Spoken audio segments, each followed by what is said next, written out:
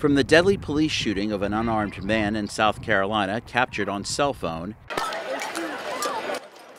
to protests and riots over police-related deaths in Baltimore and elsewhere, U.S. law enforcement officials are under intense scrutiny. In May, the Obama administration announced $20 million in grants to dozens of local police departments to expand use of body cameras.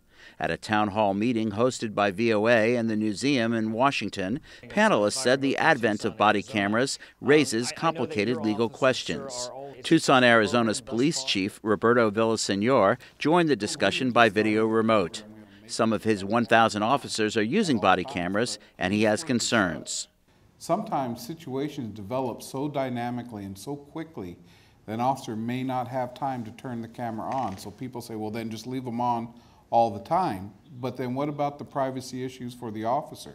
When they're eating lunch, when they're going to the restroom.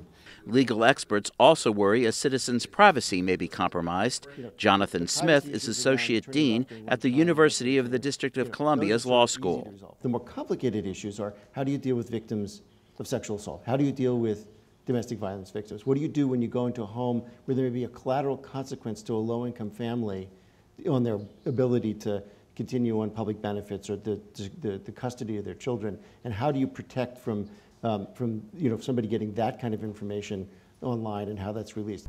Another concern for law enforcement is the role of video evidence in prosecutions.